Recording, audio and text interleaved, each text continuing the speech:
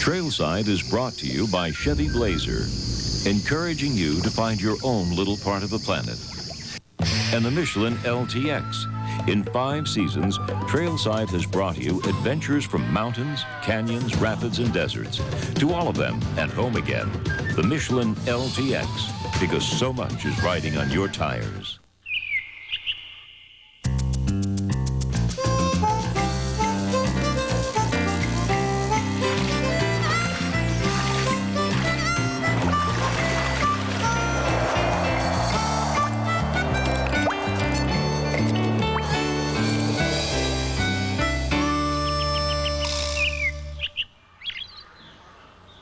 Encompassing 3,040 square miles, Algonquin Provincial Park is the second largest park in Canada and one of the oldest.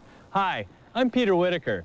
There are over 1,000 miles of canoe routes crisscrossing the park's interior, and as Robin Benacasa discovered, the opportunities for backcountry exploration and wildlife sightings are as endless as the waterways.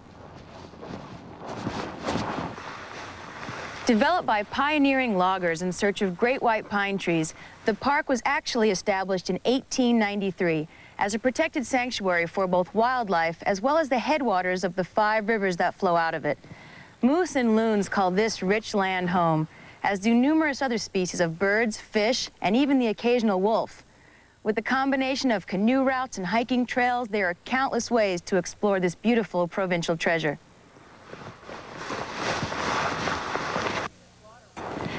Guiding me through this water world are Gord Baker and Jerry Schmanda of Algonquin Outfitters, a staple for wilderness excursions in the area for over 30 years. Also joining us will be a few other hardy adventurers from the area. Hi, guys. Hi, Robin. Yes, I am Robin. I'm Jerry Schmanda. Nice to meet you. Hi, Jerry. Good to meet you. Hi, Robin. You must be Gord. I am Gord. Right on. Good to meet you guys. How was your drive up? Gorgeous. The trees, the gold, the red, it's just unbelievable. It's the peak of the fall color season here. Right on. I feel so lucky to be here at this time. Okay, well, all we need to do is check over our gear, make sure we've got everything, and we're ready to go. Great. I'm right behind you. Robin, let's meet the rest of the group. Okay. This is Erica. Hi, Erica. How you doing? Fine, thanks. Great to meet you. And Kathy. Hey, Robin. Hi, Kathy. You too. And Josh. Josh. Hi, nice to meet you, Robin. You too. Gord, let's look at the rest of our gear. Well, we're going to have to carry everything at some point. All our gear goes in packs, so we can load it in the canoes and carry it on portages. This is a specialized kind of backpack we call a canoe pack, specially designed for canoe tripping. Got lots of padded straps and grab handles so you can get it out of the canoe easily. Hip belt to make it a little more comfortable to carry. Gosh, that's great. Yeah, it's made of ballistic nylon. Ballistic. Yeah, same thing they make bulletproof vests out of. And this is a barrel pack. It's a great thing for carrying weird-shaped items like all your kitchen equipment, stoves, grills, pots and pans, that type of thing. Heavy duty. Heavy duty and waterproof as well. We also brought along our life jackets. Oh, is it okay if I brought my own? Sure. Great. Good idea. Our bailer for the canoes. A canoe map so we don't get lost. Whistles for everyone while on the water. Hopefully we won't need our first aid kit. Knock on wood. We also have beaver tail paddles and our tents and sleeping bags. And are those black canisters the bear kegs? Yes, they are. Kathy, would you hand me one, please? Great. There's a pretty high concentration of bears in Algonquin Park, so these are a great piece of equipment to have to keep your food safe and sound. Yeah, you know what? I just learned a little bit about these. This is great planning. Recently, I had the opportunity to meet up with Richard Garcia, the inventor and manufacturer of the bear canisters, to learn more about this wilderness innovation. Hi, Richard. Hi, Robin. So this is your bear canister. Yeah? Now, I understand that this isn't just good for keeping your food safe, but it's great for keeping bears and people safe too, right? That's right. Bears are very intelligent animals, and many of them have the traditional way of protecting your food figured out. You know, once a bear gets access to human food, it becomes a nuisance bear, and it usually has to be destroyed. Wow. So this, in a way, keeps the bears from coming into the campgrounds? That's right. The bears cannot get into these canisters. They quit associating humans with food, and they just return to their natural lifestyle and leave the campers alone. What a great idea. Now, the testing in the national parks and zoos, what's the effect been so far? Well, you know, in the 70s, rangers in California were forced to destroy between 20 and 30 nuisance bears a year. Since they've introduced the canisters in the backcountry, that number's dropped drastically. In fact, this year, they've not had to kill one bear in the backcountry. Wow. And I think that's great. Great. Now, what does a huge bear do when it gets a hold of one of these things? Well, you know, the smooth, slippery design just doesn't give the bear any leverage with his teeth or claws. That makes sense. Well, thank you so much for sharing the information with me. These are great. Sure, thank you. This is our Algonquin Park canoe route map. It shows us all the different places that we can go canoeing. Wow, so many lakes. We're going to be starting here by the Rock Lake Campground, going down along the west shore and aiming for that campsite right there. It is a beautiful campsite, Robin. You're just going to love it. All right. Sounds cool.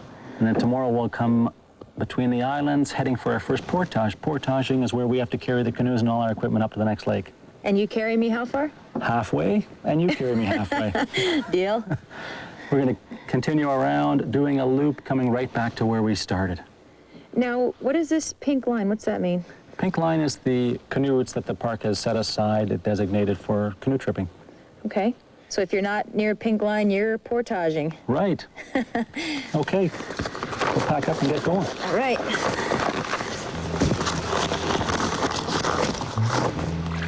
Are you ready, Robin? Heck yeah, I'm ready. Let's go. Let's get those guys. Whoa. Hey, wait for us. That's when the camp has to do the dishes. Not me. That's nothing said it for me. This is so peaceful, Gord. I love this spot. Well, it's nice and calm in here, but I think it's going to be a little windy when we get out on the lake. Oh, yeah? Yeah. Look at the trees moving around. Oh, yeah. We're not in the tippy canoe, are we? Well, canoes don't tip, but people tip canoes, so I think we'll be all right. So he's telling me it's going to be all my fault if we're getting wet. Could be. That's a setup. If we're lucky, we'll see a moose up here. Cool. It was a good spot. Nice windy creek.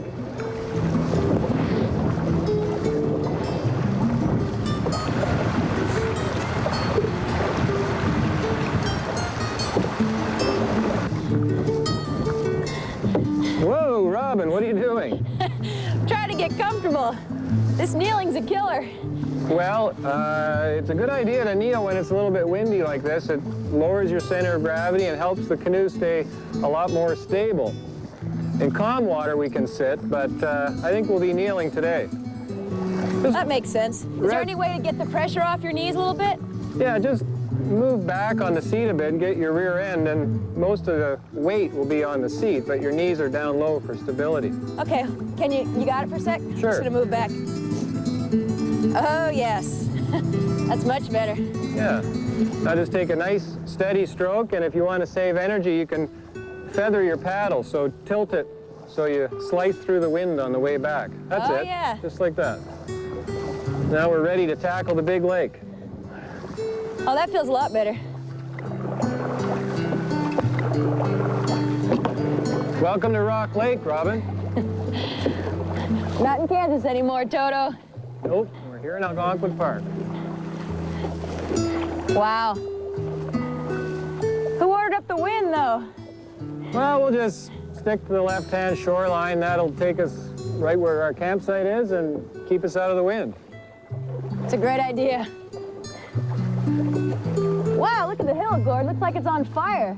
Yeah, we get all the colors today, reds and yellows and golds. Awesome.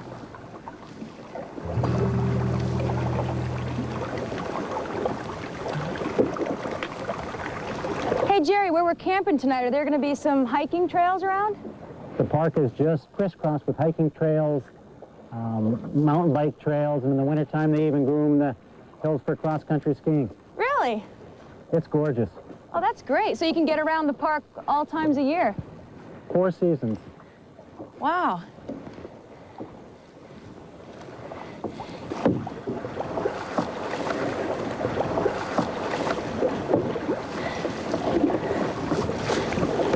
Hey, Gord, how's my stroke?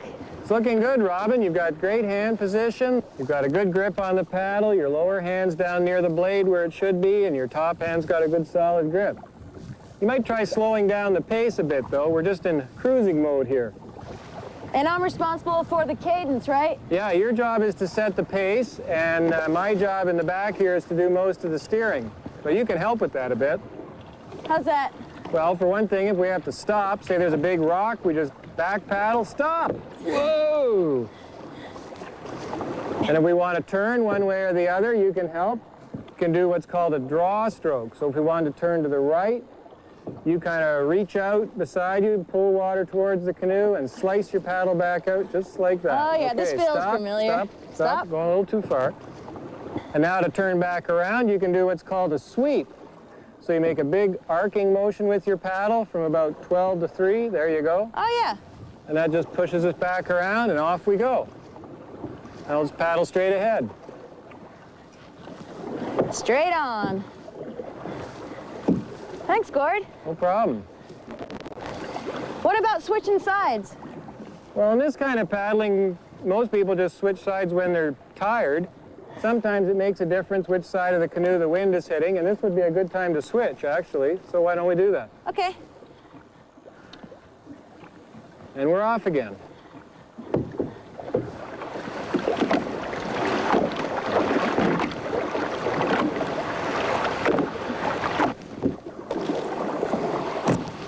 Hey, Robin, this is the campsite I told you about. Hey, looks great. Any special reason you chose that one? It's a nice flat tent spot, breeze to help keep the bugs down, and the scenery's not bad either. Good point.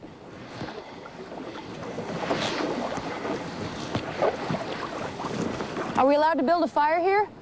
Yeah, Robin, the park supplies us with a fire pit to help us practice minimum impact camping.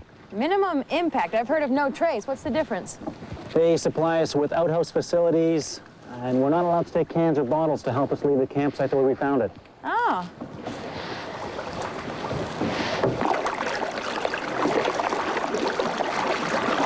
We should have brought our fishing rod, Josh, I'm telling you. Yeah, I know. I wish I had them. I'm running out of steam. Anyone know where the cookies are? Gary ate them all, I bet you. Is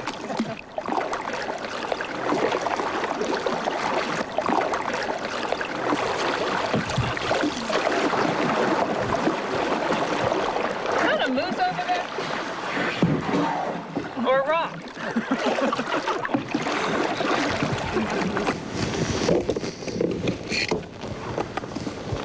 Have a seat, Jared. You guys getting hungry?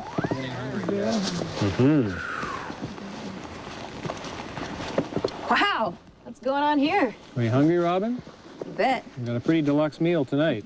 Oh, it smells so good. It's going to be very good. There's beef kebabs, chicken kebabs, fresh vegetables, cooked on an open fire. You'd think we're in a five-star restaurant, Gord. Well, you'd think, although this is only the first night. Tomorrow may not be quite as fancy. Hey, Jerry, think we got a shot at seeing any moose today? Every canoe trip, there's a good chance to see a moose, Robin. Speaking of moose, I've got a story for you. Once while portaging from one lake to another, my head was up underneath the canoe. I literally bumped right into the side of a moose. You're kidding. What did it do? It took off up the trail, and I just continued along my merry way. Oh, my gosh. Well, be sure to look for some furry feet while I'm portaging today. Oh. It's so strange how the pine tree can grow right out of the rock like that. It really is amazing, Robin, but there's cracks in the rock, and over the years, soil is formed and a seed blows in from somewhere, and pine tree manages to grow. You see that a lot in this part of the world we call the Canadian Shield. There's this huge expanse of granite, and all the islands and rock outcrops are really, really typical. And in Algonquin Park is quite unique because it's Canadian Shield country, but we also have a southern influence with the maple trees and the beech trees, and that's what gives us the beautiful fall colors. Definitely have it all here. We'd like to think so.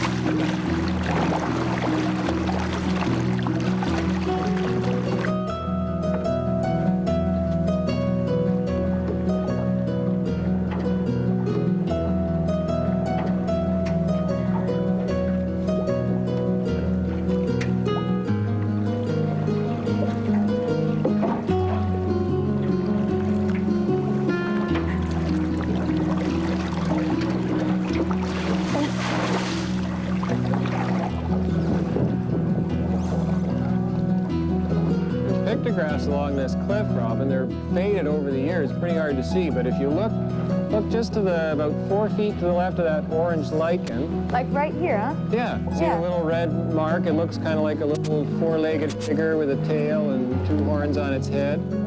And then just up to the right there, there's 1, 2, 3 marks, which some people call tally marks, so nobody really knows what they mean or how old they are, but the best guess would be some Native American out here in their canoe, kind of like we are, and right about water level. They just said, well, I was here for 1, 2, 3 days, who knows? Wow.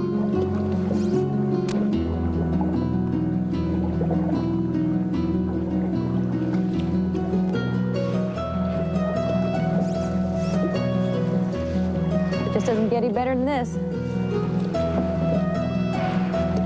Hey, look, there's a loon over there, just dove down in the water. Oh, yeah. Might come up in about 30 seconds or so. Oh, yeah! There he is! Oh. Looking for fish.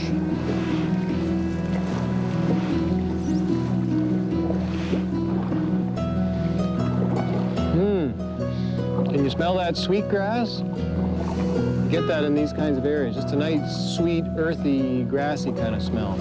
It's nice.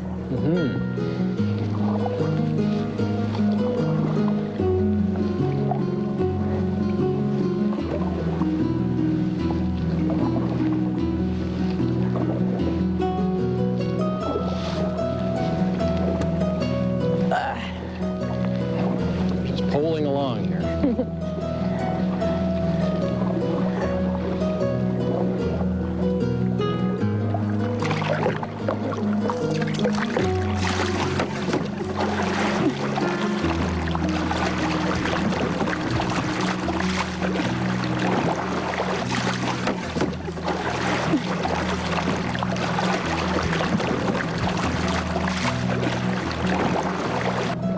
This marshy area over to the right, Robin, would be a great place to see wildlife, especially moose. Got lots of food for them, nice place for them to get a drink. Algonquin Park helps protect the wildlife by not allowing any hunting or ice fishing as well. That's what keeps it a beautiful place. This is where I'd hang out if I were a moose. And the portage is just ahead.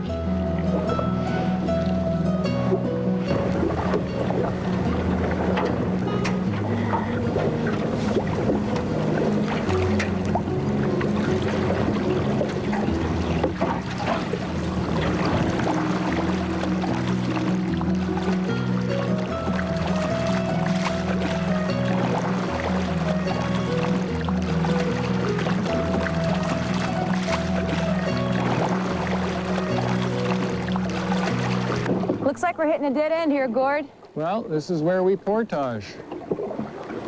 Is there a trail going around? Oh yeah, there's a well-defined trail. A lot of other canoe trippers have been through here before us. See, just up here on the right, there's the landing. Okay. We'll pull up, unload the canoes, we'll pick up the packs, and off we go. You could even carry a canoe if you want. By myself? Oh, sure, it's easy. Really? Oh yeah, we'll show Okay. you how.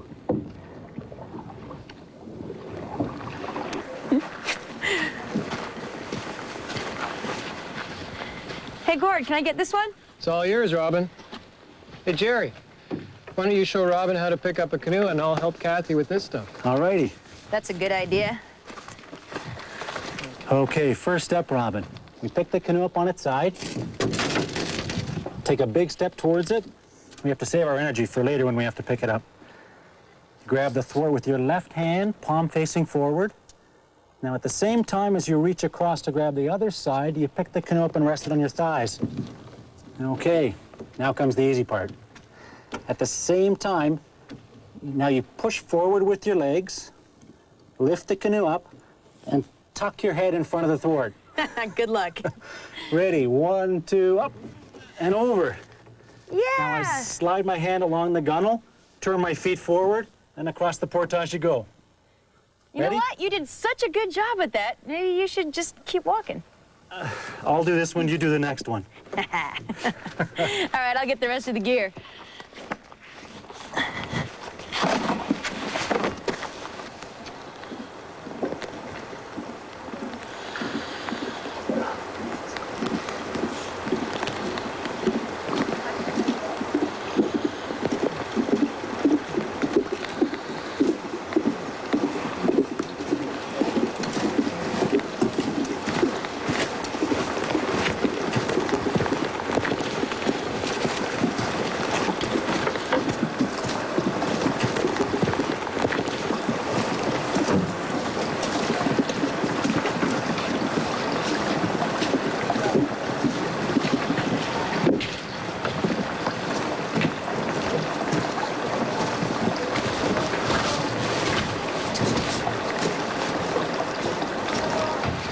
Gord, let's go up that side trail and show Robin that spot. Oh yeah, it's really scenic up here.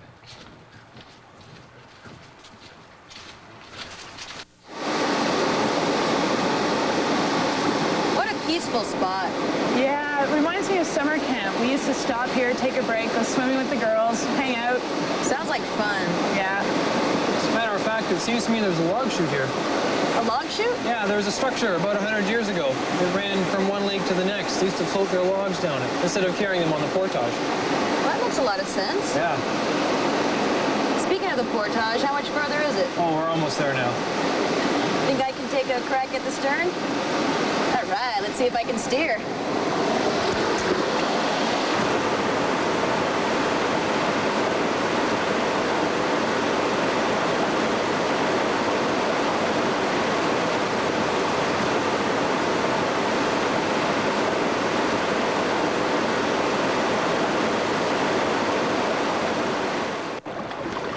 Hey, Gord, feels like the wind's picking up a bit.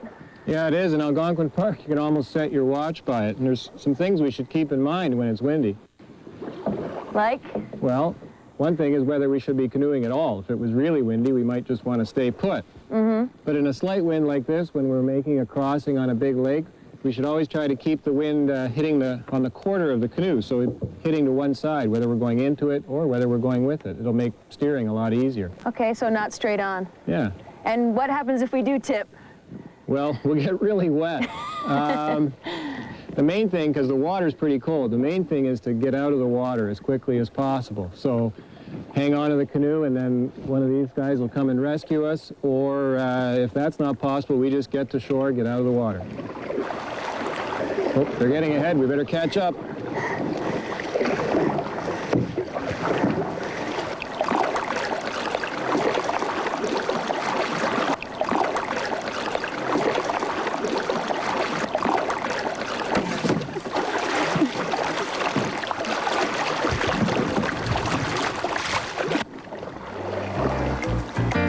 One of the many reasons that lake canoeing is so popular is that with minimal experience and just a few basic paddling techniques, anyone can get out for an exhilarating day on the water. Yet canoeing is also a sport that continues to challenge you as your ability grows. Whether you're going for a short paddle on a sunny afternoon or heading out for a multi-day excursion, canoeing is accessible and enjoyable for everyone. Algonquin Provincial Park is an exciting place to explore, and a canoe is one of the best vehicles to get to those hidden treasures. If you are new to the sport, go with an experienced guide. Not only will your technique benefit, but so will the safety of the group. We'll see you on the next Trailside.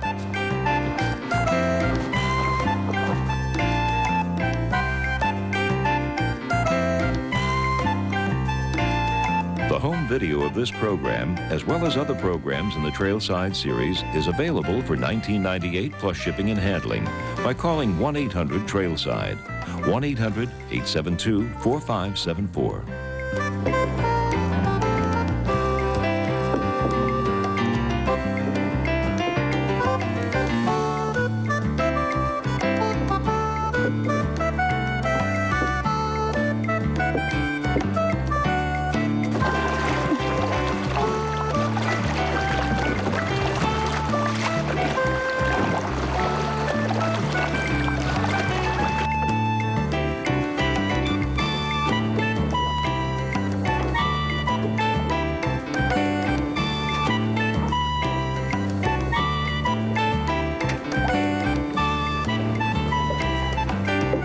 Available now, the complete series of Trailside illustrated guides, hiking and backpacking, bicycling, kayaking, cross-country skiing, and fly fishing.